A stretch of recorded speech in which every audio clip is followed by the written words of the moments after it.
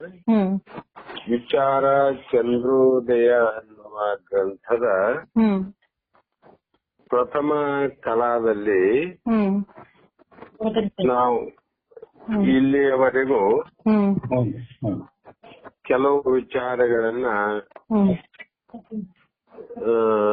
ವಿಶೇಷವಾಗಿ ತಿಳಿದುಕೊಂಡು ಹ್ಮ್ ನಿನ್ನೆ ಅಂದ್ರೆ ಹಿಂದಿನ ದಿನ ಹ್ಮ್ ಯಾವ ದೃಢವಾದ ಅಪರೋಕ್ಷ ಜ್ಞಾನ ಅಂತ ಹೇಳಿದ್ರು. ಹ್ಮ್ ದೃಢವಾದ ಅಪರೋಕ್ಷ ಬ್ರಹ್ಮಜ್ಞಾನಕ್ಕೆ ಫಲ ಏನಪ್ಪಾ ಅಂದ್ರೆ ಹ್ಮ್ ಅಂತಃಕರಣದ ವಿಕ್ಷೇಪ ದೋಷ ನಿವೃತ್ತಿ ಆಗುವುದು ಹ್ಮ್ ಅಂತ ಹೇಳಿದ್ರು. ಹ್ಮ್ ವಿಕ್ಷೇಪ ದೋಷ ಅಂದ್ರೆ ಏನು ಅಂತ ಪ್ರಶ್ನೆ ಮಾಡಿದ್ರೆ ಹ್ಮ್ ಅದಕ್ಕ ಉತ್ತರ ಹೇಳ್ತಾರ ಮಹಾತ್ಮರು. ಯಾವ ತೋರುವ ತನು, ತೋರುವ ಅಂದ್ರೆ ಸ್ಥೂಲವಾದ ಶರೀರ, ಯಾವಾಗಲೂ ಸೂಕ್ಷ್ಮವಾದ ಶರೀರ ತೋರೋದಿಲ್ಲ. ಅದಕ್ಕೆ ಕಾಣುವ ಅಂದ್ರಷ್ಟೇ, ತೋರುವ ತನು ಅಂದ್ರಷ್ಟೇ, ಸ್ಥೂಲ ದೇಹ ಅಂದ್ರ ಅಷ್ಟೇ. ಈ ಸ್ಥೂಲ ದೇಹ, ಅದರಲ್ಲಿ ಸೂಕ್ಷ್ಮ ಮತ್ತು ಕಾರಣ ದೇಹ, ಇವು ಮೂರು ಶರೀರ ಮತ್ತು ಇವುಗಳ ಅಭಿಮಾನಿ ಜೀವಗಳಾದ ಸ್ಥೂಲ ಶರೀರಕ್ಕ ವಿಶ್ವನೇ ಜೀವ, ಸೂಕ್ಷ್ಮಕ್ಕ ತೈಜಸ ಜೀವ, ಕಾರಣ ದೇಹಕ್ಕ ಪ್ರಾಜ್ಞ ಅಂತ ಮೂರು ಜೀವಗಳು. ಮತ್ತೆ ಇವರ ಧರ್ಮಗಳೇನಾದಂದ್ರೆ ಕರ್ತೃತ್ವ, ಭೋಕ್ತೃತ್ವ, ಜನನ, ಮರಣಾದಿಗಳೇ ವಿಕ್ಷೇಪಗಳಾಗಿವೆ ಅಂತ ಹೇಳ್ತಾ ಬಂದ್ರು.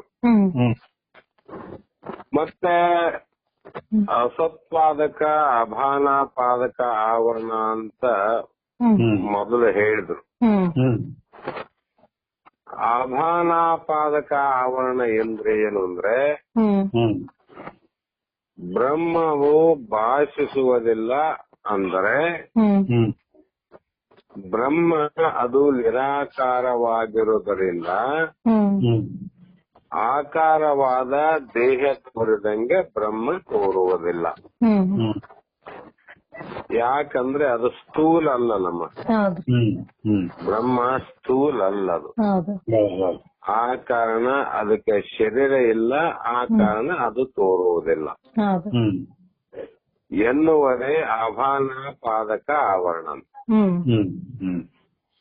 ಬಹಳ ಮಂದಿ ವಿಚಾರ ಮಾಡ್ತೀವಿ, ಬ್ರಹ್ಮ ನಿರಾಕಾರ ಅಂದ್ಮೇಲೆ ಆ ಬ್ರಹ್ಮನನ್ನ ಹೇಗೆ ಕಾಣುವುದು ಅಂತ ವಿಚಾರ.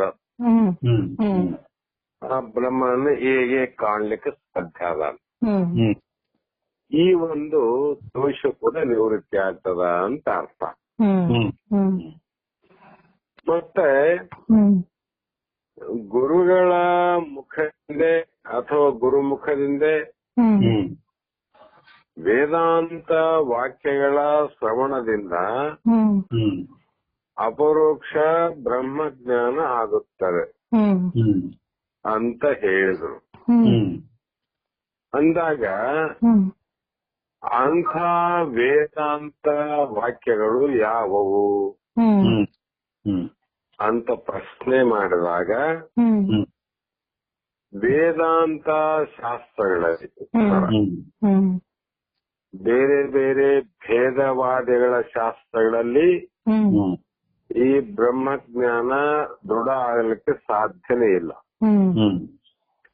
ಅಭೇದವಾದವಾದಂತ ವೇದಾಂತ ಶಾಸ್ತ್ರಗಳಲ್ಲಿ ಮೂರು ಭಾಗವನ್ನ ಮಾಡಿ, ಮೊದಲನೆಯದಕ್ಕೆ ರೋಚಕ ವಾಕ್ಯಗಳೆಂದು, ಎರಡನೆಯದು ಭಯಾನಕ ವಾಕ್ಯಗಳೆಂದು, ಮೂರನೆಯದು ಸಿದ್ಧಾರ್ಥ ಬೋಧಕ ವಾಕ್ಯಗಳೆಂದು ಮೂರು ಪ್ರಕಾರದ ವಾಕ್ಯಗಳ ವರ್ಣನೆ ಇದೆ ಅಂತ ಹೇಳಿದ್ರು. ರೋಚಕ ವಾಕ್ಯ ಒಂದಿದೆ, ಭಯಾನಕ ವಾಕ್ಯ ಇದೆ, ಸಿದ್ಧಾರ್ಥ ಬೋಧಕ ವಾಕ್ಯ ಅಂತ. ಅಂದಾಗ ಈ 3 ವಾಕ್ಯಗಳು ವೇದಾಂತ ಶಾಸ್ತ್ರಗಳಲ್ಲೇ ಇದ್ದಾವಂದಾಗ ಆ ರೋಚಕ ವಾಕ್ಯಗಳೆಂದರೆ ಏನು? ಯಾವ ವಾಕ್ಯಗಳಿಗೆ ನಾವು ರೋಚಕ ವಾಕ್ಯ ಅಂತ ಹೇಳ್ಬೇಕಂದ್ರೆ, ರೋಚಕ ಅಂದ್ರೆ ಒಂದು ರೀತಿಯ ರುಚಿಯನ್ನು ಹುಟ್ಟಿಸಿ, ರುಚಿ ಹುಟ್ಟದಕ್ಕಂದ್ರೆ ಆಪೇಕ್ಷ ಹುಟ್ಟಲಿಕ್ಕೆ ಹೇಳುವಂತ ಮಾತು. ಆ ಮಾತುಗಳಿಂದ ಪಾಪದ ಕಾರ್ಯವನ್ನ ಮಾಡುವಂಥವನು ಒಳ್ಳೆಯ ಕೆಲಸಗಳನ್ನ ಮಾಡಿಸುವ ವಾಕ್ಯಗಳು. ಆ ವಾಕ್ಯಗಳು ಯಾವುವಂದ್ರೆ, ದುಡಿತ ಕರ್ಮವನ್ನು ಒಲ್ಲದಿರೋ ಪುಣ್ಯವನ್ನೇ ಮಾಡು ಅಂತ ಹೇಳುವಂತ ಕರ್ಮಕಾಂಡದ ವಾಕ್ಯ ಅಂತ. ವೇದಗಳ ಕರ್ಮಕಾಂಡದಲ್ಲಿ ಹೇಳಿದಂತ ಆಧ್ಯಾತ್ಮಿಕದಲ್ಲಿ, ಪುಣ್ಯ ಕಾರ್ಯದಲ್ಲಿ, ಧರ್ಮ ನೀತಿಯಲ್ಲಿ ರುಚಿಯನ್ನ ಹುಟ್ಟಿಸುವಂತ ವಾಕ್ಯಗಳು. ಆ ಮಾತಿನಿಂದ ಏನಾಗ್ತದಂದ್ರೆ ಜೀವನು ಸ್ವಲ್ಪ ಬದಲಾವಣೆ ಆಗ್ತಾನೆ. ಆ ಕಾರಣ ದಾನ ಧರ್ಮ ಪರೋಪಕಾರಗಳನ್ನ ಮಾಡು. ಯಾಕಂದ್ರೆ ದಾನವನ್ನ ಮಾಡಿದ್ದಾದರೆ, ಪರೋಪಕಾರವನ್ನ ಮಾಡಿದ್ದಾದರೆ ನಿನಗೆ ಒಳ್ಳೆಯ ಯಾವುದೇ ಒಂದು ರೀತಿಯ ಪುಣ್ಯ, ಒಂದು ಜ್ಞಾನ ನಿನಗೆ ಒಳ್ಳೆಯದಾಗುತ್ತದೆ ಎನ್ನುವ ಭಾವನೆ ಇಟ್ಟುಕೊಂಡು ನೀನು ಇದನ್ನ ಮಾಡು, ಇದನ್ನ ಮಾಡು, ಇಂಥ ಕರ್ಮಗಳನ್ನ ಮಾಡು, ಯಜ್ಞ ಯಾಗಾದಿಗಳನ್ನ ಮಾಡು, ಇದರಿಂದ ನಿನಗೆ ಈ ಲೋಕದಲ್ಲಿ ಕೀರ್ತಿ ಮತ್ತು ಗೌರವಗಳು ಬರುತ್ತವೆ. ಆ ಕಾರಣದಿಂದ ಪುನಃ ಸ್ವರ್ಗ ಲೋಕಾದಿ ಸುಖವು ಸಿಗುತ್ತದೆಂದು ಹೇಳಿ ದುಷ್ಟ ಕರ್ಮಗಳನ್ನ ಬಿಡಿಸಿ ಸತ್ಕರ್ಮಗಳನ್ನ ಮಾಡಿಸುವಂತೆ ಬೋಧಿಸುವ ವಾಕ್ಯಗಳೇ ರೋಚಕ ವಾಕ್ಯಗಳು. ನಿನಗೆ ಇದನ್ನ ಮಾಡಿದ್ರೆ ಹಿಂಗ್ ಒಳ್ಳೇದಾಗ್ತದ, ಕೀರ್ತಿ ಬರ್ತದ, ಗೌರವ ಆಗ್ತದ ಅಂತ ಹೇಳೋ ಮಾತುಗಳು ರೋಚಕ ವಾಕ್ಯ. ಮತ್ತೆ ಇನ್ನು ಎರಡನೆಯದು ಭಯಾನಕ ವಾಕ್ಯ. ಈ ಭಯಾನಕ ವಾಕ್ಯ ಅಂದ್ರೆ ಏನು ಅಂತ ಅಂದಾಗ, ಯಾವ ಕೆಟ್ಟ ಕಾರ್ಯವನ್ನ ಮಾಡುವಂತ, ಲೋಕದಲ್ಲಿ ಕಂಟಕನಾಗಿ ರಕ್ಕಸರಂತೆ ವರ್ತಿಸುವಂತ ಜೀವಿಗಳಿಗೆ ಭಯವನ್ನ ಹುಟ್ಟಿಸಿ, ನೋಡು ಇಂಥ ಕಾರ್ಯವನ್ನ ಮಾಡಿದ್ದಾದರೆ ಈ ರೀತಿ ಪರಮಾತ್ಮ ನಿನಗೆ ಕಷ್ಟವನ್ನೇ ಕೊಡುತ್ತಾನೆ ಅಂತ ಹೇಳಿ ಕೆಟ್ಟ ಕೆಲಸಗಳನ್ನ ಬಿಡಿಸುವ ವಾಕ್ಯಗಳು. ಉದಾಹರಣೆ, ಮಾನವರು ಮಾಡುವ ದುಷ್ಕರ್ಮಗಳಿಗೆ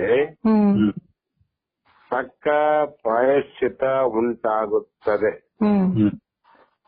ಉದಾಹರಣೆ ಸಾಕಷ್ಟಾವ.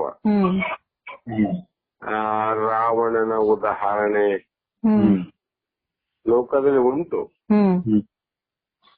ಅಂಥ ಒಂದು ರಾವಣ ತನ್ನ ದುಷ್ಟ ಕರ್ಮಗಳನ್ನ ಮಾಡಿದಾಗ ಅವನಿಗೆ ಎಂಥ ಪ್ರಾಯಶ್ಚಿತ ಆಗ್ತದ ಅನ್ನುವುದನ್ನ ರಾಮಾಯಣದಲ್ಲಿ ನಾವು ಕೇಳಿವಿ.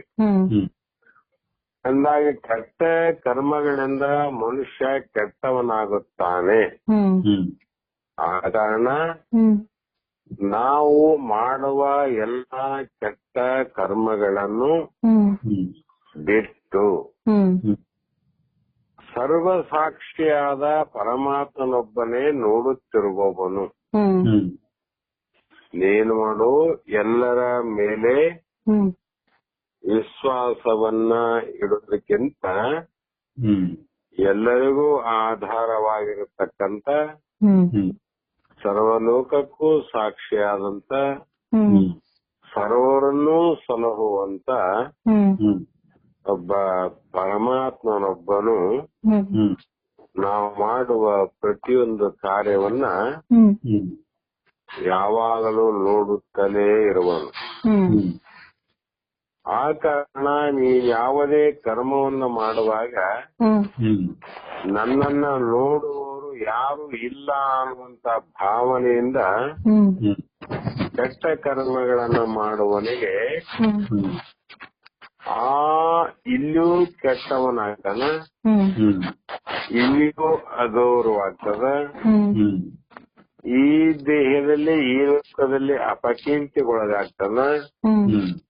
ನಂತರ ತಾನು ಮಾಡಿದ ಫಲದಿಂದ ದೇಹವನ್ನ ಬಿಟ್ಟು ನರಕಾದಿ ಲೋಕಗಳನ್ನ ಹೊಂದಬೇಕಾಗುತ್ತದೆ. ಆ ಪಾಪ ಕರ್ಮದ ಫಲದಿಂದ ಮತ್ತೆ ಪುನಃ ನೀ ಜನ್ಮ ಎತ್ತಿದಾಗ ಪೂರ್ವ ಜನ್ಮ ಕೃತಂ ಪಾಪಂ ವ್ಯಾಧಿ ರೂಪೇಣ ಬಾಧಿತಂ ಅಂದು.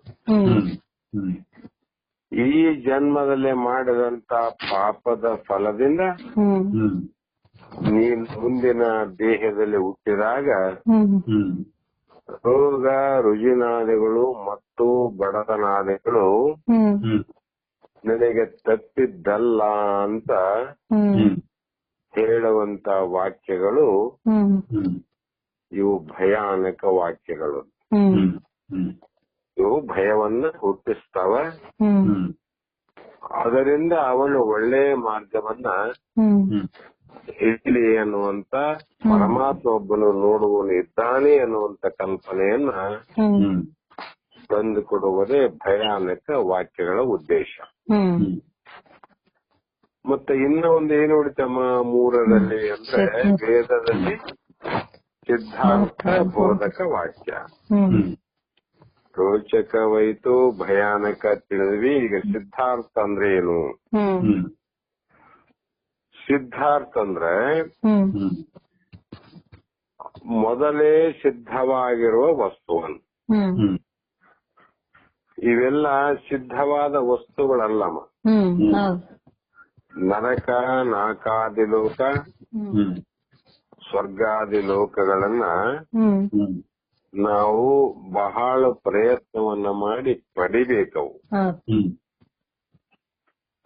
ದರಿದ್ರನಾಗ್ಬೇಕಂದ್ರೆ ಏನು ಮಾಡೋಬೇಕಾಗಿಲ್ಲ, ಪಾಪವನ್ನು ಮಾಡಿದ್ರೆ ದರಿದ್ರ ತಾನಾಗೆ ಹೋಗ್ತಾನ. ಮತ್ತೆ ಪುಣ್ಯಾತ್ಮನಾಗ್ಬೇಕಾಗಿದ್ರೆ ಪುಣ್ಯವನ್ನೇ ಮಾಡಿದ್ರೆ ಸಾಕು, ಅವನು ಪುಣ್ಯಾತ್ಮನಾಗುವನಂತ. ಆದರೆ ಸಿದ್ಧಾರ್ಥ ಬೋಧಕ ವ್ಯತ್ಯಾಸ ಏನಂದ್ರೆ ಮೊದಲೇ ಸಿದ್ಧವಾಗಿರುವ ವಸ್ತುವನ್ನ, ಮೊದಲು ಸಿದ್ಧವಾದದ್ದೇ ಬ್ರಹ್ಮ ಅಂತ. ಆ ಬ್ರಹ್ಮನನ್ನ ಇದ್ದಕ್ಕೆ ಇದ್ದಂತೆ ಬೋಧಿಸುವ ವಾಕ್ಯಗಳಿಗೆ ವೇದಗಳಲ್ಲಿ ಸಿದ್ಧಾರ್ಥ ಬೋಧಕ ವಾಕ್ಯಗಳಲ್ಲಿ ಹೆಸರು.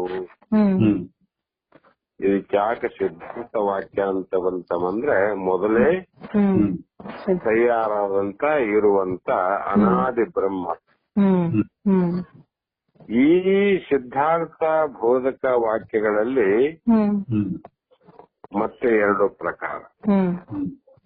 ಒಂದನೆಯದು ಅವಾಂತರ ವಾಕ್ಯಗಳಂದು, ಮತ್ತೊಂದು ಮಹಾವಾಕ್ಯಗಳಂದು 2 ಭಾಗ ಅಂತ. ಇಲ್ಲಿ ಜೀವ ಮತ್ತು ಬ್ರಹ್ಮದ ಲಕ್ಷಣಗಳನ್ನ ಪ್ರತ್ಯೇಕವಾಗಿ ಬೋಧಿಸುವುದಕ್ಕೆ ಅವಾಂತರ ವಾಕ್ಯಗಳಂದು ಹೆಸರು. ಏನಮ್ಮ ಅಂದ್ರೆ ಜೀವ ಮತ್ತು ಬ್ರಹ್ಮದ ಲಕ್ಷಣ ಅಂದ್ರ ಜೀವನ ಲಕ್ಷಣ, ಬ್ರಹ್ಮನ ಲಕ್ಷಣ ಬೇರೆ ಬೇರೆ ಶಾಸ್ತ್ರಗಳಲ್ಲಿ ಕೇಳಿರಿ ನೀವು. ಬ್ರಹ್ಮ ಲಕ್ಷಣ ಏನಂದ್ರೆ ಅದು ಅನಂತ, ಅದು ಅನಾದಿ, ಅದು ಅದ್ವಯ, ಅದು ನಿತ್ಯ, ಅದು ಸತ್ತು ಚಿತ್ತು ನಿತ್ಯ ಆನಂದ ರೂಪವಾಗಿರುವುದು ಬ್ರಹ್ಮನ ಲಕ್ಷಣ ಅಂತ. ಜೀವನ ಲಕ್ಷಣ ಏನಾದಂದ್ರೆ ಅಲ್ಲಿ ನಾನು ಹುಟ್ಟಿದವನು, ನಾನು ದುಃಖಕ್ಕೆ ಕೂಡಿದವನು, ರೋಗ ರುಜಿಗಳಿಗೆ ಒಳಗಾದವನು, ವಿಕಾರ ಹೊಂದುವನು. ಈ ರೀತಿ ಬ್ರಹ್ಮನಿಗಿರುವಂತ ವಿರುದ್ಧವಾದ ಲಕ್ಷಣವನ್ನ ಹೇಳುವುದು ಶಾಸ್ತ್ರಗಳಲ್ಲಿ ಜೀವನ ಲಕ್ಷಣ ಅಂತ. ಈ ಒಂದು ಜೀವ ಮತ್ತು ಬ್ರಹ್ಮದ ಲಕ್ಷಣವನ್ನ ಬೇರೆ ಬೇರೆ ಮಾಡಿ ಹೇಳುವುದಕ್ಕೆ ಶಾಸ್ತ್ರಗಳಲ್ಲಿ ಅವಾಂತರ ವಾಕ್ಯ ಅಂತ ಕರೆದ್ರು. ಕಾರಣ ಏಷಾ ವೃದ್ಧಂತರ ಜ್ಯೋತಿ ಪುರುಷ ಅಂತ. ಪ್ರಮಾಣ ಸತ್ಯಂ ಜ್ಞಾನಂ ಅನಂತಂ ಬ್ರಹ್ಮ. ಬ್ರಹ್ಮ ಹೇಗಿದೆ ಅಂದ್ರೆ ಅದು ಸತ್ಯಂ ಜ್ಞಾನಂ ಅನಂತಂ ಬ್ರಹ್ಮ. ಅದು ಯಾವಾಗ ಇರೋದದ ಮತ್ತು ಯಾವಾಗಲೂ ಅರಿಯುವಂತ ಜ್ಞಾನವುಳ್ಳದ್ದಾದ. ಇದು ಶಾಂತ ಅಲ್ಲ, ಅನಂತ ಅಂದ್ರೆ ಅನಾದಿ ಕಾಲದಿಂದ ಏಕಂ ಏವಂ ಅದ್ವಿತೀಯಂ ಬ್ರಹ್ಮ ರೂಪವಾಗಿ ಇರುವಂತದ್ದೇ ಬ್ರಹ್ಮದ ಲಕ್ಷಣವನ್ನ ಘೋಷಿಸುವುದಕ್ಕೆ ಅವಾಂತರ ವಾಕ್ಯ ಅಂತ ಕರೆದರು. ಇದರಿಂದ ಏನಾಗ್ತದ ಅಂದ್ರೆ ಅಸತ್ಪಾದಕ ಆವರಣ ನಿವೃತ್ತಿ ಅಂದ್ರು. ಅಸತ್ ಅಂದ್ರೇನು? ಎಲ್ಲವೂ ಕೂಡ ಅಸತ್ ಅಂದ್ರೆ ಎಲ್ಲವೂ ನಾಶವಾಗುವವು. ಯಾಕೆ ಅಂದ್ರೆ ಯದೃಶಂ ತನ್ನಸ್ಥಂ ಜಾತಸ್ಯ ಮರಣಂ ಧ್ರುವಂ. ಈ ವಾಕ್ಯಗಳು ಏನ್ ಅರ್ಥ ಕೊಡ್ತಾವ ನಮಗಂದ್ರೆ ಅಸತ್ಯವಾದದ್ದು ಏನಾದ ಅದು ನಾಮ ಮತ್ತು ರೂಪದಿಂದ ಕೂಡಿರ್ತವೆ. ಅಸತ್ ಅಂದ್ರೆ ನಾಮ ಮತ್ತು ರೂಪ. ನಾಮ ಅಂದ್ರೆ ಒಂದು ಹೆಸರು, ರೂಪ ಅಂದ್ರೆ ಒಂದು ಆಕಾರ. ಎಲ್ಲಿ ಆಕಾರ ಮತ್ತು ಅದಕ್ಕೊಂದು ಹೆಸರಾದಂದ್ರೆ ಅವೆಲ್ಲವೂ ಅಸತ್ಯ ಅಂತ. ಇದು ನಿವೃತ್ತಿ ಆಗ್ತದೆ, ಇದು ನಾಶ ಆಗ್ತದ. ಇದರಿಂದ ಪರೋಕ್ಷ ಬ್ರಹ್ಮಜ್ಞಾನವು ಉಂಟಾಗುತ್ತದೆ. ಅಸತ್ಯವಾದ ದೇಹ ಭಾವ ಯಾವಾಗ ಹೋಗ್ತದಂದ್ರೆ ಆವಾಗ ನಾನು ಬ್ರಹ್ಮ ಇದ್ದೇನೆ ಅಂತ ಜ್ಞಾನ ಆಗ್ತದೆ. ಇವು ಅವಾಂತರ ವಾಕ್ಯ ಅಂತ ಹೇಳಿದ್ರು ನಾವು. ಇನ್ನು ಮಹಾವಾಕ್ಯ ಅಂದ್ರೆ ಏನು?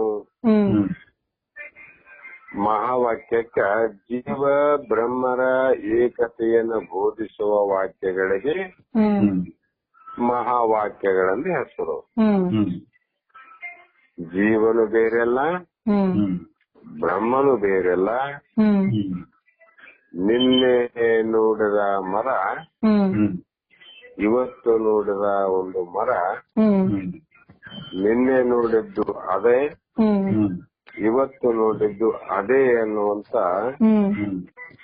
ಕಲ್ಪನೆಯಿಂದ ಅದು ಒಂದೇ ಅಂತ ಹೇಗೆ ಹೇಳ್ತೀವೋ ಅದೇ ರೀತಿ ಮೊದಲು ಇದ್ದಂಥದ್ದು ಯಾವಾಗಲೂ ಇರುವಂತದ್ದು ಒಂದೇ ಬ್ರಹ್ಮ ಅನ್ನುವಂತ ಏಕತ್ವವನ್ನ ಹೇಳುವಂತ ಮಹಾವಾಕ್ಯಗಳು ಮುಖ್ಯವಾಗಿ. ಅದರಲ್ಲಿ 4. ಒಂದನೇದು ತತ್ವಮಸಿ, ಎರಡನೇದು ಅಯಮಾತ್ಮ ಬ್ರಹ್ಮ, ಮೂರನೆಯದು ಅಹಂ ಬ್ರಹ್ಮಾಸ್ಮಿ, ನಾಲ್ಕನೆಯದು ಪ್ರಜ್ಞಾನಂ ಬ್ರಹ್ಮ.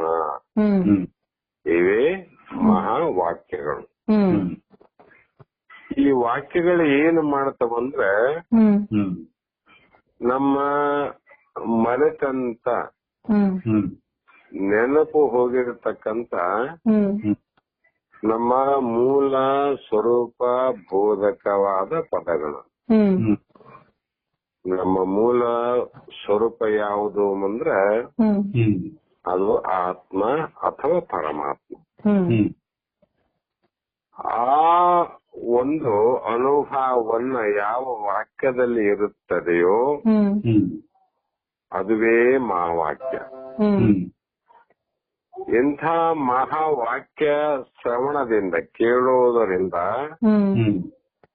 ಅಪರೋಕ್ಷ ಬ್ರಹ್ಮಜ್ಞಾನ ಉಂಟಾಗ್ತದೆ. ಅಪರೋಕ್ಷ ಬ್ರಹ್ಮಜ್ಞಾನ ಆಗ್ತದ ಅಂತ ಅರ್ಥ. ಮತ್ತೆ ಪರೋಕ್ಷ ಅಂತ ಒಂದಾದ, ಅಪರೋಕ್ಷ ಅಂತ ಒಂದಾದ. ಪರೋಕ್ಷ ಹಾಗೂ ಅಪರೋಕ್ಷ ಬ್ರಹ್ಮಜ್ಞಾನಗಳನ್ನ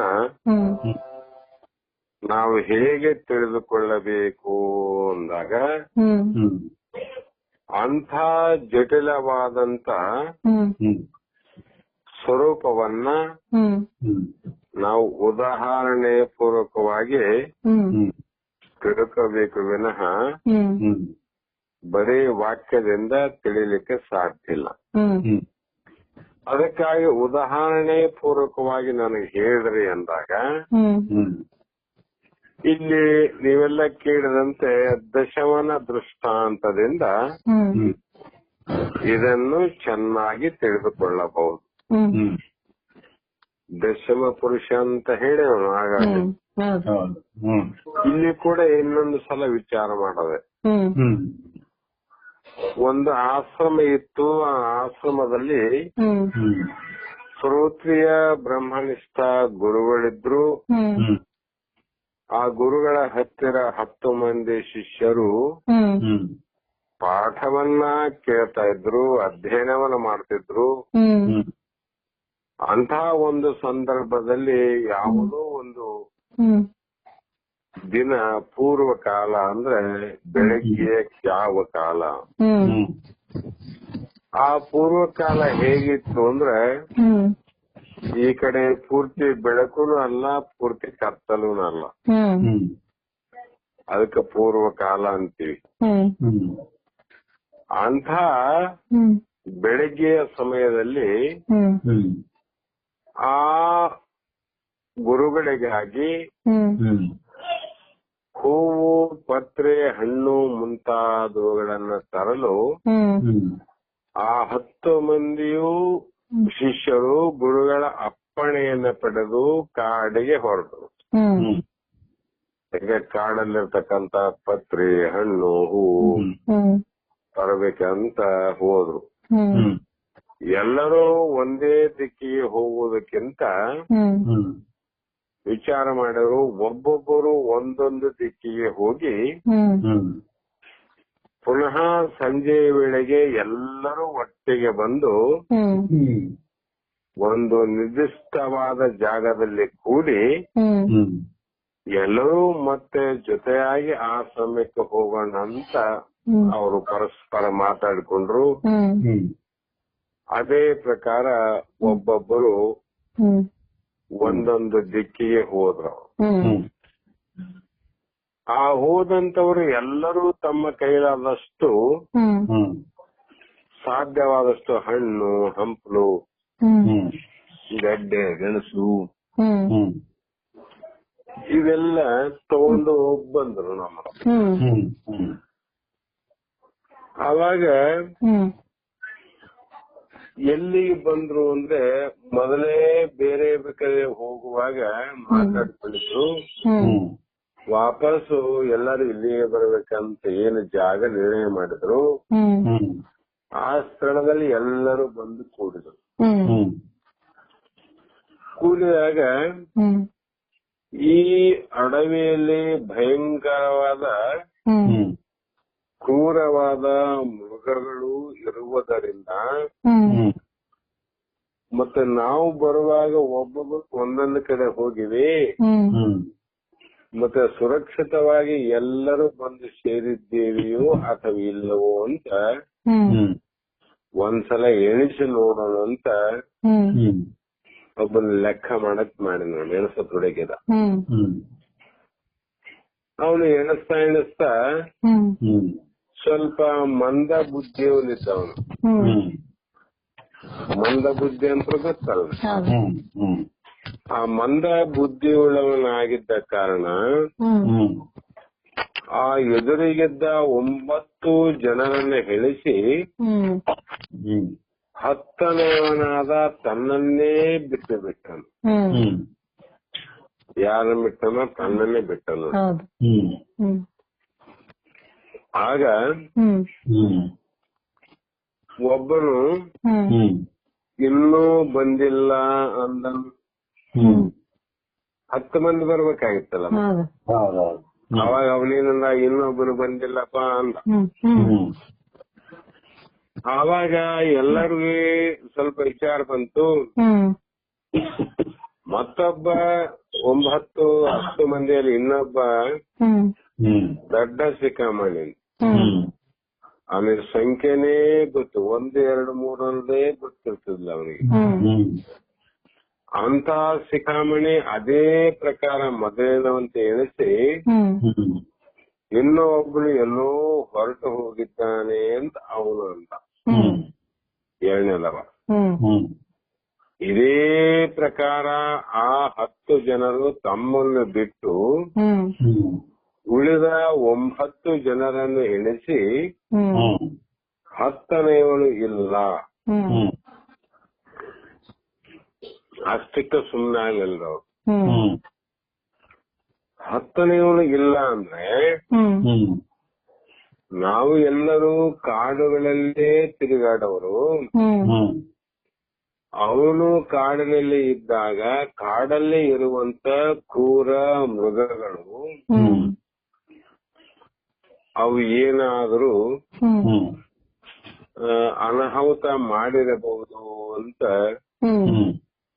ವಿಚಾರ ಬಂತು ನೋಡ್ರಿ. ಯಾಕಂದ್ರೆ ಸಿಂಹದ ಬಾಯಿಗೆ, ಹುಲಿ ಬಾಯಿಗೆ ಅಥವಾ ಸರ್ಪದ ಒಂದು ವಿಷಯದ ಹಲ್ಲಿಗೆ ತುತ್ತಾಗಿರಬಹುದು ಅಂತ ಅವ್ರು ಏನ್ ಮಾಡಿದ್ರೆ ಮನಸ್ಸಿಗೆ ವಿಕ್ಷೇಪ ಆಯ್ತು ನೋಡ್ರಿ. ಸಮಾಧಾನ ಇರ್ತಕ್ಕಂತ ಮನಸ್ಸು ಚಂಚಲ ಶುರುವಾಯ್ತು. ಅವಾಗ ಈಗ ಗುರುಗಳಿಗೆ ವಾಪಸ್ ಹೋಗಿ ಏನಂತ ಹೇಳ್ಬೇಕು? ಗುರುಗಳಂತ ಕೇಳ್ತಾರ 10 ಮಂದಿನ. ಈಗ ಅವನ್ ಯಾಕೆ ಬಂದಿಲ್ಲ, ಕಾಣ್ತಾ ಇಲ್ಲ ಅಂದ್ರೆ ನಾವೇನ್ ಹೇಳ್ಬೇಕು ಅಂತ ವಿಚಾರವನ್ನ ಮಾಡ್ಲಿಕ್ಕೆ ಪ್ರಾರಂಭ ಮಾಡಿದ್ರು ಅವರು. ಆಗ ಅದೇ ವಿಚಾರದಲ್ಲಿ ವಿಕ್ಷೇಪಕ್ಕೆ ಒಳಗಾದಂತ ಎಲ್ಲರಲ್ಲಿ ನೋಡುವಂತ ಸಂದರ್ಭದಲ್ಲಿ ಅದೇ ದಾರಿಯಲ್ಲಿ ಹೋಗ್ತಿದ್ದ ಆಶ್ರಮದ ಭಕ್ತೊಬ್ರು ಕಂಡ್ರು. ಯಾರ್ಯವರು? ಆಶ್ರಮದ ಭಕ್ತರೇ. ಇವ್ರಿಗೂ ಅವ್ರ ಪರಿಚಯ, ಅವ್ರಿಗೆ ಇವ್ರ ಪರಿಚಯ. ಆಗ ಆ ಭಕ್ತ ಇವರ ಗಾಬರಿಯಾದ ಮಾತು ಧ್ವನಿಯನ್ನ ಕೇಳಿ ಗಾಬರಿ ಆಗಿದ್ರು. ಕೆಲವು ಜನ ಅಳಲಿಕ್ಕೆ ಶುರು ಮಾಡಿದ್ರು. ಅವಾಗ 10ನೇವನು ಇಲ್ಲದ ವಿಷಯವನ್ನ ತಿಳಿಸಿ ಅವರ ಕಣ್ಣಿಗೆ 10 ಜನರು ಕಾಣಿಸುತ್ತಿದ್ದರು. ಹೇಳಿದ್ರವ, ಇದಕ್ಕಾಗಿ ನಾವು ದುಃಖ ಪಡ್ತಾ ಇದ್ದೀವಿ ಅಂತ. ಸೂಕ್ಷ್ಮ ಎಣಿಸಲಿಲ್ಲ. ಮನಸ್ಸಿನಿಂದ ಕಣ್ಣಿನಿಂದ ನೋಡಿದ 10 ಜನ ಇದ್ದರು ಎದುರಿಗೆ. ಅವಾಗ ಅವರು ಮನಸ್ಸಿನಲ್ಲೇ ಇರುವ, ಯಾರಂದ್ರೆ ಆ 10 ಮಂದಿ ಮನಸ್ಸಿನಲ್ಲೇ ಇರುವ ಬುದ್ಧಿಯ ದಡ್ಡತನಕ್ಕೆ ಮನದಲ್ಲೇ ನಕ್ಕು, ಎಲೈ ಒಟುಗಳಿರ, ಎಲೈ ಗುರುಗಳ ಶಿಷ್ಯರೊಂದವರೇ, ನೀವ್ ಯಾರು ಅಳಬೇಡ್ರಿ. ಯಾಕಂದ್ರೆ ಯಾವನು ಇಲ್ಲ ಅಂತ ನೀವು ಅಳ್ತಾ ಇದ್ದೀರಿ, ಆ 10ನೇವನು ಇದ್ದಾನೆ ಅಂತ ದಶಮೋ ಅಸ್ತಿ ಅಂದ್ರು. ಶಾಸ್ತ್ರದ ಶಬ್ದನೇ ದಶಮೋ ಅಂದ್ರೆ 10ನೇವನು ಅಸ್ತಿ ಅಂದ್ರೆ ಇದ್ದಾನೆ. ಆಗ 10 ಮಂದಿಗೆ ಬಹಳ ಸಂತೋಷ ಆಯ್ತು. ಅಂದ್ರೆ ಇದ್ದಾನೆ ಅಂದ್ರೆ ಎಲ್ಲೋ ಇವ್ರು ನೋಡ್ಯಾರ ಅಂತ ಆಯ್ತು. ಅಂದಾಗ ಕುಗ್ಗಿ ಹೋಗಿದ್ದಂತ ಧೈರ್ಯ ಮತ್ತೆ ಬಂತು ನೋಡ್ರಿ. ಏನಾಯ್ತು ಅಂದ್ರೆ ಇದಕ್ಕ ದಶಮನ ಪರೋಕ್ಷ ಜ್ಞಾನ ಅಂತಾರ. ಕಳೆದವನು ಇವನಿಂತ ಇನ್ನ ಗೊತ್ತಿಲ್ಲ. ಒಟ್ಟು ಆನ ಅಂದ್ರೇನಾತ್ರಿ ದಶಮನ ಪರೋಕ್ಷ ಜ್ಞಾನ ಆನಂತ ಹೇಳಿದ್ರು. ಅದರಂತೆ ಇಲ್ಲಿ ದಶಮನ ಪರೋಕ್ಷ ಜ್ಞಾನ ಆದರೆ ಇಷ್ಟದಿಂದಲೇ ಅವರಿಗೆ ಸಂತೋಷ ಅಥವಾ ತೃಪ್ತಿ ಆಗಲಿಲ್ಲ. ಯಾಕೆ ಆನಂದ್ರೆ ಎಲ್ಲಿರಬಹುದು ಅಂತ ಒಳಗ ದುಃಖ ನಿಂತು ನೋಡ್ರಿ. ಧೈರ್ಯ ಸಹಿತವಾಗಿ ದುಃಖ. ಅವಾಗ ಕೇಳಿದ್ರು ಅವನು ಎಲ್ಲಿದ್ದಾನೆ, ದಶಮೋ ಅಸ್ತಿ ಅಂದ್ರಿ, ಅವನು ಎಲ್ಲಿದ್ದಾನೆ ಎಂದು ಪ್ರಶ್ನಿಸುವಾಗ ಆ ಒಂದು ಯಾವ ಭಕ್ತ ಆಪ್ತ ಪುರುಷ ಒಂದೇ ಮಾತು ಹೇಳ್ದ, ನೀನು ಏನು 10ನೇವನು ಎಲ್ಲಿದ್ದಾನೆ ಅಂತ ನೀ ಕೇಳ್ತಿದ್ದಲ್ಲ, ನೀನೇ 10ನೇವನು ಆಗಿದ್ದೀಯೇ ಅಂತ ದಶಮಸ್ತ ಸೋಮಸಿ. ಅಂದ್ರೆ ಅವನು 10ನೇವನು ಆನಂದ್ರೆ ಎಲ್ಲಿದ್ದಾನೆ ಅಂತ ಏನು ಕೇಳ್ತಿದ್ದಲ್ಲ, ಅವನೇ ನೀನು ನೋಡು, ಅವನೇ 10ನೇವನು ನೀನೇ ಇದ್ದಿ ಎಂಬುದಾಗಿ ದಶಮನ ಅಪರೋಕ್ಷ ಜ್ಞಾನ ಉಂಟು ಮಾಡಿದ್ ನೋಡು. ಮೊದಲು ಪರೋಕ್ಷ ಇತ್ತು, ಇಲ್ಲೇ ಇರ್ಬೋದಂತ. ಈಗ ಎಲ್ಲಿಲ್ಲ, ನಾನೇ ಆದು ಇದ್ದೀನಿ ಅಂತ ಜ್ಞಾನ ಆಯ್ತು.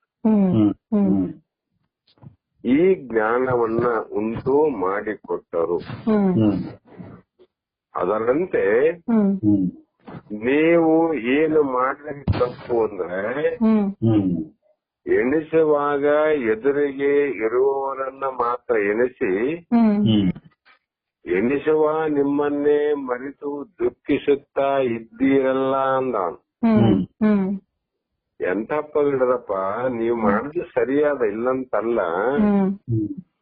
ನೀವು ಎಣಿಸೋನು ಎದುರಿಗೆ 9 ಮಂದಿ ನಿಂದಿರಿಸಿ 1 ರಿಂದ 2 9 ಅಂತ ಎಣಿಕೆ ಮಾಡಿರಿ ಅಂದ್ರೆ ಏನಾದಂಗೈತಂದ್ರೆ ಎಣಿಸುವ ನಿನ್ನನ್ನೇ ನೀವು ಮರ್ತೀರಂತ. ಈ ರೀತಿ ನಿಮ್ಮ ಅವಿವೇಕಕ್ಕೆ ಏನು ಹೇಳಲಿ ಎಂದು ಅವರು ಹೇಳಲಾಗಿ, ನೋಡಿ ಇಷ್ಟು ದಡ್ಡತನದಿಂದ ಅವಿವೇಕದಿಂದ ಎಷ್ಟು ಮೂರ್ಖರಿದ್ದೀರಿ ಅಂತ ನಾನು ಹೆಂಗ್ ಹೇಳಲಪ್ಪ ಅಂತ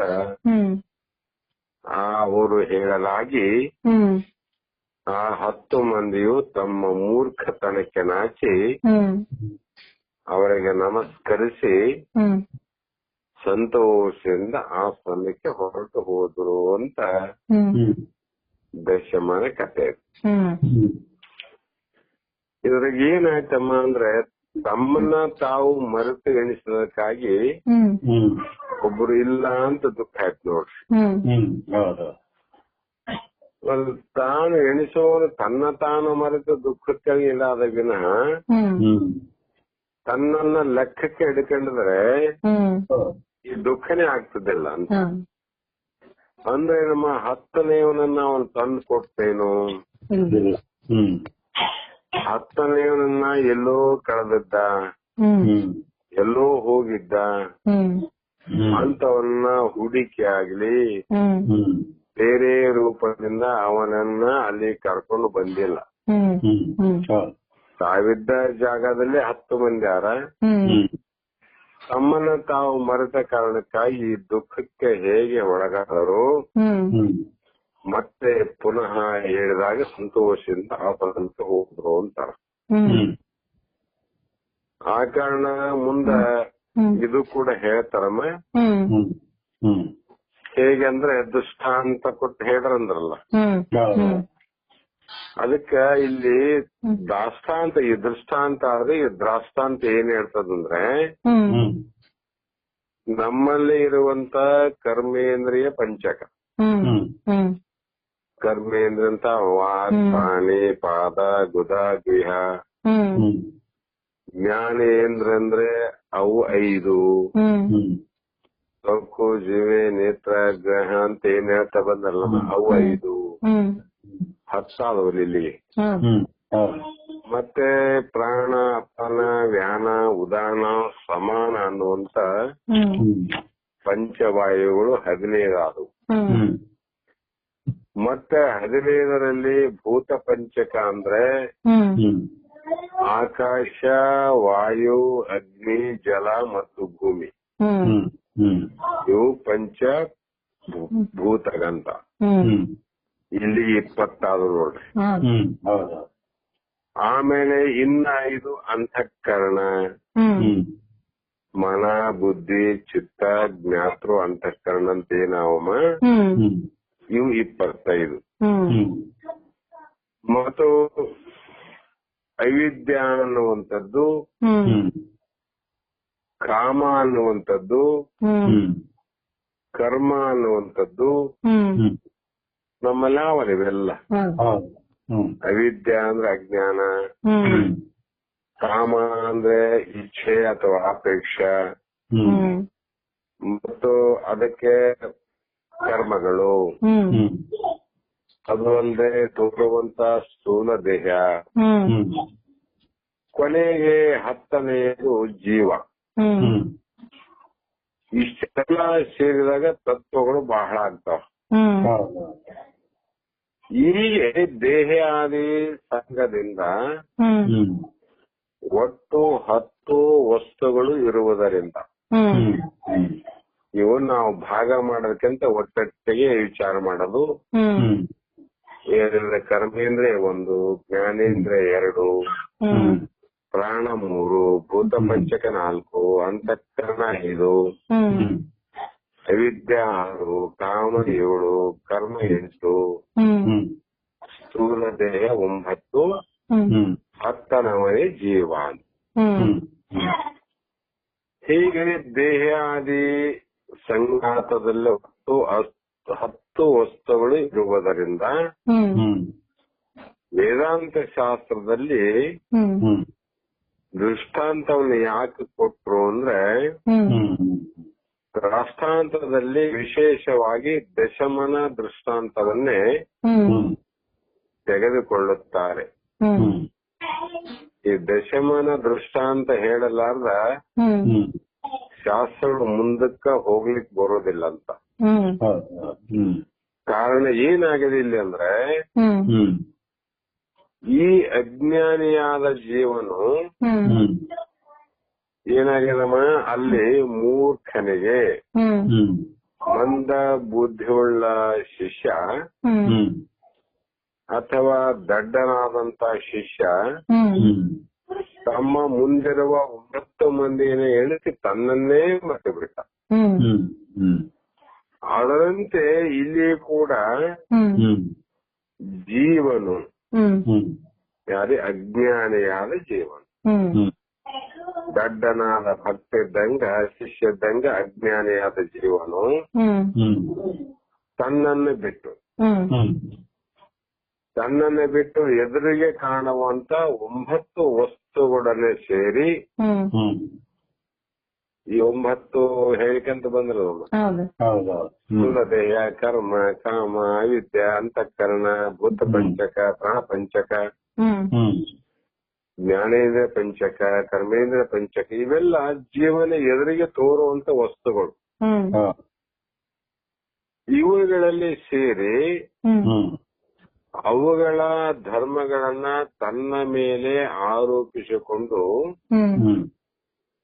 ಇವನು ಏನಾಗಿದ್ದಾನೆ ಅಂದ್ರೆ ದುಃಖಿಯಾಗಿದ್ದಾನೆ, ಇವನು ದುಃಖ ಆಗಲ್ಲ. ಕಾರಣ ಎದುರಿಗೆ ಇದ್ದವನ್ನ ನೋಡ್ತಾನೆ, ನೋಡೋನು ತನ್ನನ್ನ ಬಿಡ್ತಾನಂತ. ಹಾಗಾಗಿ ಮುಂದೆ ಏನಾದರೂ ಕಾಣುವಂತ ವಸ್ತುವಿನಲ್ಲಿ ಒಂದು ಹೆಚ್ಚು ಕಡಿಮೆ ಆದ್ರೆ ಇವನಿಗೆ ದುಃಖ ಆಗ್ಲಿಕ್ಕೆ ಪ್ರಾರಂಭ ಆಯ್ತಲ್ಲ. ಒಬ್ಬನ ಕಡಿಮೆ ಆದ ದುಃಖ ಆಯ್ತು. ಅವರಂತೆ ಜೀವನ ಕೂಡ ಅಂಧತ್ವ, ಮಂದತ್ವ, ಪಟತ್ವ, ಬೇಕು ಬೇಡೋ, ಅನುಕೂಲ ಅನಾನುಕೂಲ, ಇವುಗಳಲ್ಲಿ ಅವುಗಳ ಧರ್ಮ ಅವು.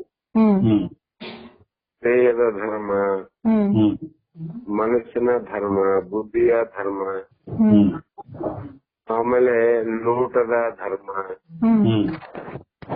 ಅವನಿಗೆ ಏನಾದ್ರು ಸ್ವಲ್ಪ ಅಸ್ಪಷ್ಟವಾಗಿ ಕಣ್ಣಿಗೆ ಏನನ್ನ ಕಾಣಲಿಲ್ಲ ಅಂದ್ರೆ ಅವನು ನನಗೇ ಕಣ್ಣು ಕಾಣವಲು ಒಂದ. ಯಾಕಂದ್ರೆ ಎದುರಿಗಿದ್ದರೆ ನಾನಂತ ಆರೋಪ ಮಾಡ್ತೇನೆ ನಾನು. ಅದು ನೇತ್ರದ ಧರ್ಮ ಅಂತ. ರೂಪ ನೋಡುವುದು ನೇತ್ರದ ಧರ್ಮ. ಈ ರೀತಿ ಒಂದೊಂದು ಇಂದ್ರಿಯಗಳಿಗೆ ಒಂದೊಂದು ಧರ್ಮವನ್ನ ನೋಡಿ ಎದುರಿಗೆ ಅಂದ್ರೆ ತನಗೆ ತೋರುವಂತ ಈ ದೇಹವನ್ನ ನೋಡ್ತಾನೆ ಜೀವ. ನೋಡಿ ಅವನೇನ್ ತಿಳ್ಕೊಂಡ ಅಂದ್ರೆ ದೇಹ ಚಿಕ್ಕದಿದ್ದಾಗ ನಾನು ಬಾಲಕಂದ, ದೇಹ ದಪ್ಪಾದ್ರೆ ಯೌವನಂದ, ದೇಹ ಸುರಗಿದ್ರೆ ನನಗೆ ಮುಪ್ಪಾಯ್ತು ಅಂತ ಆರೋಪ ಮಾಡ್ಕೊಂಡು ನೋಡ್ರಿ. ಈ ಆರೋಪಗಳಿಂದ ಏನಾಯ್ತು ಅಂದ್ರೆ ದೇಹಕ್ಕೆ ಬರುವಂತ ಸಕಲ ಧರ್ಮಗಳು ಸಾಕ್ಷ್ಯ ಆಗಿರ್ತಕ್ಕಂತ ತಾನು ಎದುರಿಗೆ ನೋಡ್ತಾನ ಸಾಕ್ಷಿಯಾಗಿ ತಾನನ್ನ ಮರೆತು ತನ್ನ ಮೇಲೆ ಆರೋಪ ಮಾಡಿಕೊಂಡು ಇದು ಇದೆ ಇದು ಇಲ್ಲ ಅಂತಕ್ಕಂತ ಭಾವದಲ್ಲಿ ದುಃಖವನ್ನು ಪಡ್ತಾನೆ. ಈ ರೀತಿಯಾಗಿ ಅಥವಾ ಪೂರ್ಯ ಅಷ್ಟಕವೆಂದು ಹೇಳಿಕೊಳ್ಳುವ ಮತ್ತೆ 8 ವಸ್ತುಗಳಂತ ಇಲ್ಲಿ ಹೇಳ್ತಾರ. ಅದಕ್ಕ ಲಿಂಗ ದೇಹ, ಸ್ಥೂಲ ದೇಹ, ಜೀವ, ಹೀಗೆ ಅನಂತ ರೀತಿಯಾದ್ರೂ ಹೇಳಬಹುದಂತ. ಇಷ್ಟೇ ಅಂತ ಸಾಕಷ್ಟವ ಎಲ್ಲವನ್ನೂ ಹೇಳಬಹುದು. ಕಾರಣ ಜೀವನು ಅಜ್ಞಾನಿಯಾಗಿರುವುದರಿಂದ ಆ ಬ್ರಹ್ಮ ಇಲ್ಲ, ಆ ಬ್ರಹ್ಮ ನನಗೆ ತೋರುವುದಿಲ್ಲ ಅಂತ ಇವನು ದುಃಖಕ್ಕೆ ಒಳಗಾಗಿ ಕಷ್ಟವನ್ನ ಪಡ್ತಾ ಇದ್ದಾನೆ.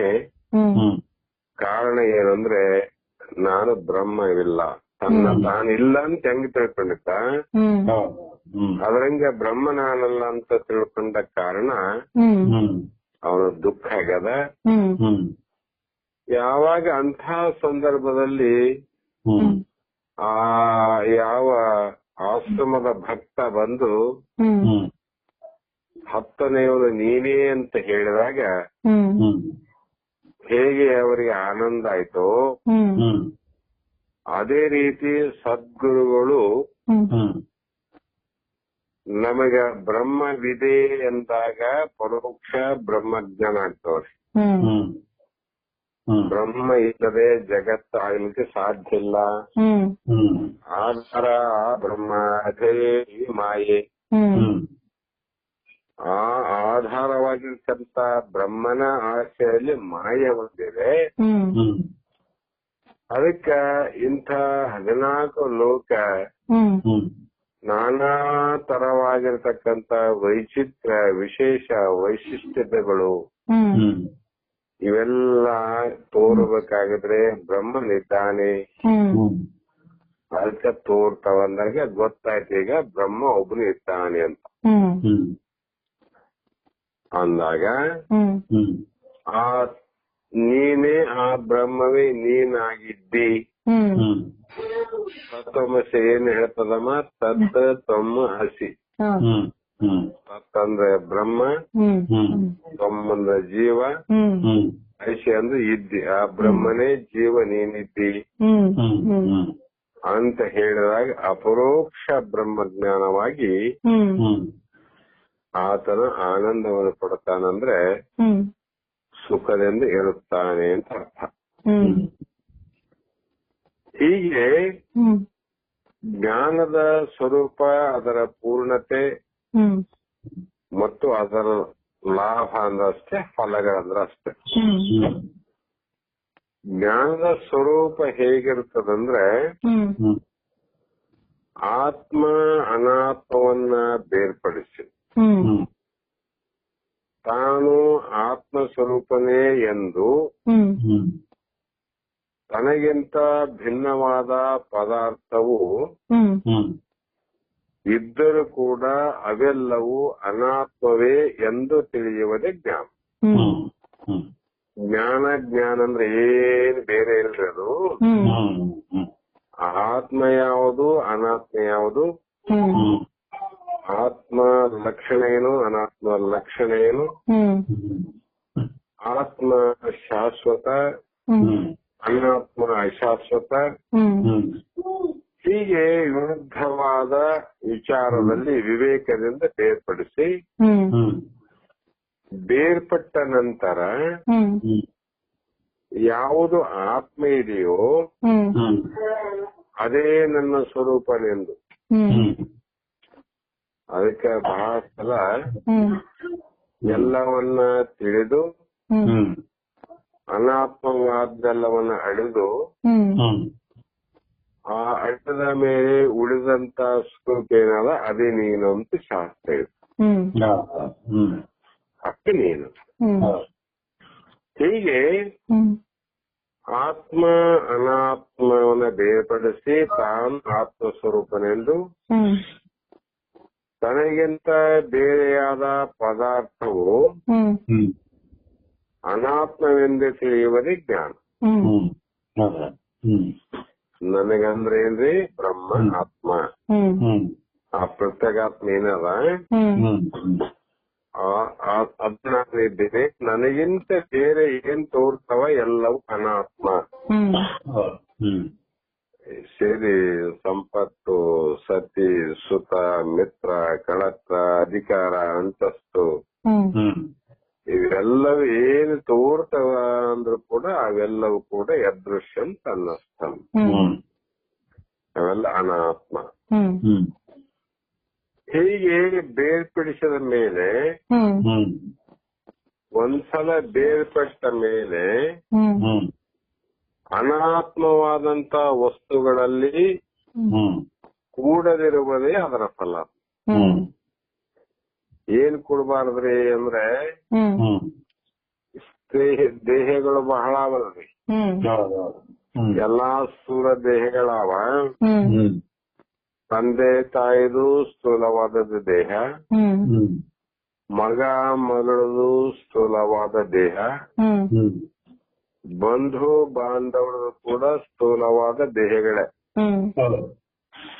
ಮತ್ತೆ ನಾವೆಲ್ಲ ಇವೆಲ್ಲ ಅನಾತ್ಮ ಅಂತ ತಿಳ್ಕೊಂಡು ಒಬ್ಬರ ಜೊತೆ ಒಬ್ರು ಇರಬಾರ್ದು ಅಂತ ಅರ್ಥ ಅಲ್ಲ ಇದು. ಇಲ್ಲೇನ್ ಹೇಳ್ತಾರ್ರಿ ಅಂದ್ರೆ ಅದರ ಅನಾತ್ಮದಲ್ಲಿ ಕೂಡದಿರುವುದೇ ಅಂದರ.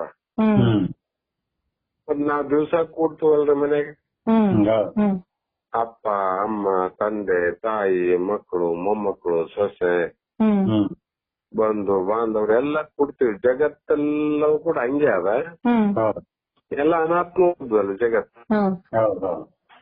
ಯಾಕಂದ್ರೆ ಅಸ್ಥಿ ಭಾತೆ ಮೊದಲೇ ಹೇಳಿ ನಾಮರೂಪ ಇದ್ದದ್ದೆಲ್ಲವೂ ಅನಾತ್ಮ. ಆದ್ರೂ ಕೂಡ ಈ ಅನಾತ್ಮದಲ್ಲಿ ಕೂಡಿ ಅನಾತ್ಮದಲ್ಲಿ ಕೂಡಬಾರದು ಅಂತ ಶಾಸ್ತ್ರ ಹೇಳ್ತಾರಂದ್ರೆ ಇದರ ಮೂಲ ಸಿದ್ಧಾರ್ಥ ವಾಕ್ಯ ಏನಂದ್ರೆ ಅವುಗಳಲ್ಲಿ ನೀನು ಮೋಹವನ್ನ ಮಾಡದೆ, ಅವುಗಳಲ್ಲಿ ಮೋಹ ಮಾಡಲಾರ್ದಂಗೆ ಇರ್ಬೇಕಷ್ಟೆ. ಯಾಕಂದ್ರೆ ಅನಾತ್ಮ ಅಂದ್ರೆ ಅವು ಶಾಶ್ವತವಲ್ಲ. ಮಕ್ಕಳಿಗೆ ಅಪ್ಪ ಅಮ್ಮ ಶಾಶ್ವತವಲ್ಲ, ಅಪ್ಪ ಅಮ್ಮಗ ಮಕ್ಕಳು ಶಾಶ್ವತವಲ್ಲ. ಇವರೆಲ್ಲರಿಗೂ ಕೂಡ ಜಗತ್ತು ಶಾಶ್ವತವಾದದ್ದಲ್ಲ. ಒಂದಿಲ್ಲ ಒಂದು ದಿನ ಈ ಜಗತ್ತಿನಿಂದ ಎಲ್ಲರೂ ಬಿಟ್ಟು ಹೋಗ್ಲೇಬೇಕಂತ. ಅನಾತ್ಮ ಮೇಲೆ ನಾಶ ಆಗ್ಬೇಕಲ್ಲ. ಇದನ್ನ ತಿಳ್ಕೊಂಡಿರುವುದೇ ಫಲ ಅಂದ್ರೆ ಅಷ್ಟೇ. ಕೂಡಬಾರ್ದಂತ ಅಲ್ಲ. ಈ ರೀತಿ ಭಾವದಲ್ಲಿ ತಿಳ್ಕೊಂಡ್ರೆ ಸಾಕು, ಅದೇ ಫಲ. ಹೊರಗೆ ಪರಬ್ರಹ್ಮವೇ ನಾನೆಂಬ ದೃಢ ಭಾವನೆ ಉಂಟಾಗಿ ಇಷ್ಟೆಲ್ಲ ಆದ್ಮೇಲೆ ಏನಾಗ್ತದೆ, ಪರಬ್ರಹ್ಮನೇ ನಾನಿದ್ದೇನೆ. ಎಲ್ಲೆಲ್ಲಿ ಏನ್ ಕಾಣ್ತದ ಅದರೊಳಗೆ ಪರಬ್ರಹ್ಮನೇ ಇದ್ದಾನೆ. ಆ ಪರಬ್ರಹ್ಮನೇ ನನ್ನ ಸ್ವರೂಪ, ನನ್ನ ಸ್ವರೂಪವೇ ಅವರ ಸ್ವರೂಪ. ಹೀಗೆ ಉಂಟಾಗುವುದಕ್ಕೆ ಅಂದ್ರೆ ಉತ್ಪತ್ತಿಯಾಗುವುದಕ್ಕೆ, ಈ ಉತ್ಪತ್ತಿಯಾದಂತ ಅನುಭವಕ್ಕೆ ಬರುವುದಕ್ಕೆ ಅದು ಪೂರ್ಣ ಅಂದ್ರೆ ನೋಡ್ರಿ. ಈ ಜ್ಞಾನದ ಸ್ವರೂಪ ಏನು, ಅದರ ಪೂರ್ಣತೆ ಏನು, ಮತ್ತು ಅದರ ಫಲ ಏನಂತ ಪ್ರಶ್ನೆ ಮಾಡ್ತಾರಲ್ಲ, ಅದಕ್ಕಾಗಿ ಮೂರನ್ನ ಸ್ಪಷ್ಟವಾಗಿ ಇದು ಅನುಭವಕ್ಕೆ ಬಂತು ಅಂದ್ರೆ ಅದೇ ಜ್ಞಾನದ ಪೂರ್ಣತೆ, ಪೂರ್ಣ ಜ್ಞಾನಿಯವನು. ಹಾಗಾಗಿ ಜಗತ್ತಿನಲ್ಲಿ ನಾನಾ ರೀತಿ ಏನು ಬರ್ತದ ಏನು ಹೋಗ್ತದ ಅಂದ್ರೂ ಕೂಡ ಅವನು ತಿಳ್ಕೊಂಡಾನ. ಜಗತ್ತಿನಲ್ಲಿ ಏನಾದ್ರೂ ಬಂದಿತ್ತು ಅಂದ್ರೆ ಅದು ಅನಾತ್ಮನೆ ಬಂದಿರ್ತದೆ, ಹೋಗ್ತದಂದ್ರೆ ಅನಾತ್ಮನೆ ಹೋಗ್ತದೆ ವಿನಃ ಸತ್ಯವಾದ ಆತ್ಮ ಬರೋದಲ್ಲ, ಅದು ಹೋಗುದಲ್ಲ. ಕಾರಣ ಅಂದ್ರೆ ಅದು ಪೂರ್ಣಂ ಪೂರ್ಣಮದಂ ಪೂರ್ಣಮಿದಂ ಪೂರ್ಣ ಪೂರ್ಣ ಮುಚ್ಯತೆ ಅಂತ ಸುದ್ದಿಗಳು ಹೇಳ್ತಾ ಬಂದ. ಆ ರೀತಿಯಾಗಿ ಅದರ ಫಲ ಪೂರ್ಣ ಆಗ್ತದಂದ್ರು. ಮತ್ತೆ ಇನ್ನೂ ಕೆಲವು ವಿಚಾರ ಮಾಡಬೇಕು ಆತ್ಮ ಅನಾತ್ಮ ಅಂತ ಹೇಳಿದ್ರಲ್ಲಮ್ಮ. ಅಂದ್ರೆ ಆ ವಿಚಾರ ಅಂದ್ರೆ ಏನು, ವಿಚಾರದ ಭಾವ ಏನು, ವಿಚಾರದ ಲಕ್ಷಣ ಏನು, ಮತ್ತು ಅಂಥ ವಿಚಾರಕ್ಕ ನಾವು ಶಕ್ತಿಯನ್ನ ತುಂಬಬೇಕಾದ್ರೆ ಅದರ ರೀತಿ ಹೇಗೆ. ಎಲ್ಲರಿಗೂ ಈ ಶಕ್ತಿ ಇರೋದಿಲ್ಲ, ವಿಚಾರ ಇರ್ತದ. ಎಲ್ಲರಿಗೂ ಈ ವಿಚಾರ ಇರಂಗಿಲ್ಲ. ನಮಗೇನು ವಿಚಾರ ಇಲ್ಲ ಅಂತಲ್ಲ, ಸಾಕಷ್ಟು ವಿಚಾರ. ಸಂಸಾರದ ವಿಚಾರ ಪ್ರತಿಯೊಬ್ಬರಿಗೂ ಉಂಟು, ಲೋಕದ ವಿಚಾರ ಪ್ರತಿಯೊಬ್ಬರಿಗೂ ಉಂಟು, ದೇಶದ ವಿಚಾರ ಕೆಲವು ಜನಕ್ಕೆ ಉಂಟು. ಇದೇ ರೀತಿ ಒಬ್ಬೊಬ್ಬ ವ್ಯಕ್ತಿಗೆ ಒಂದೊಂದು ಪ್ರಕಾರದ ವಿಚಾರಗಳು ಉಂಟು. ವೈದ್ಯರಿಗೆ ಒಂದು ವಿಚಾರ,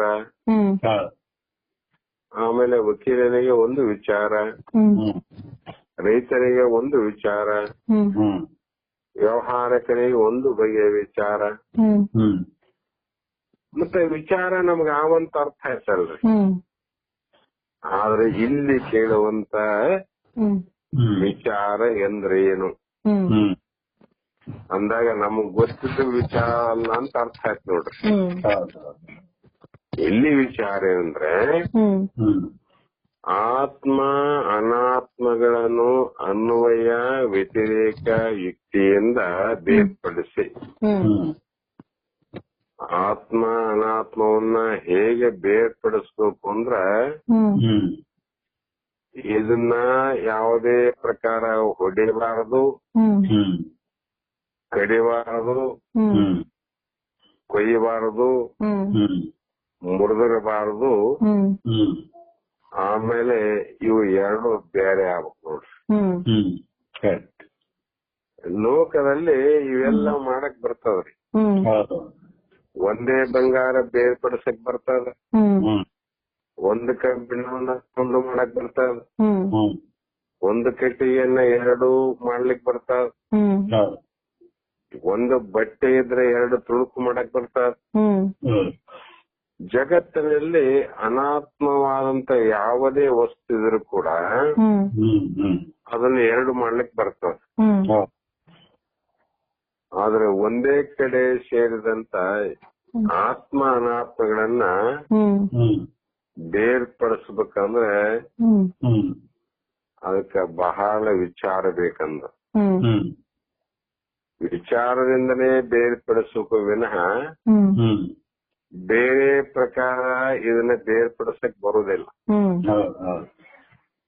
ದೇಹವನ್ನ ತೆಗಿಬೇಕಂದ್ರೆ ಬರ್ತದಲ್ರಿ, ಬರಂಗಿಲ್ಲ. ಆ ಕಾರಣಕ್ಕಾಗಿ ಇಲ್ಲಿ ಅನ್ವಯ ವ್ಯತಿರೇಕ ಯುಕ್ತಿಯಿಂದ ಅಂದ್ರೆ ಮೊದಲು ಹೇಳದಂತೆ ಸತ್ಪುರುಷರ ವಾಣಿಯಿಂದ, ಆಮೇಲೆ ಈ ದೃಷ್ಟಾಂತಗಳಿಂದ, ಸ್ವಾನುಭಾವದಿಂದ, ಸದ್ಗುರು ವಾಕ್ಯದಿಂದ ಇವನ ವಿರುದ್ಧವಾದ ಲಕ್ಷಣದಿಂದ ಬೇರ್ಪಡಿಸ್ಬೇಕಷ್ಟೆ. ವಿರುದ್ಧವಾದ ಲಕ್ಷಣ, ದೇಹದ ಲಕ್ಷಣ ಏನು, ಅದರ ಧರ್ಮ ಏನು, ಆತ್ಮ ಲಕ್ಷಣವೇನು, ಆತ್ಮನ ಧರ್ಮವೇನು, ಈ ರೀತಿ ಬೇರ್ಪಡಿಸಿ ತಾನು ಎಲ್ಲವನ್ನ ಕೇಳದ ಮೇಲೆ ನೇತಿ ನೇತಿ ಶಾಸ್ತ್ರ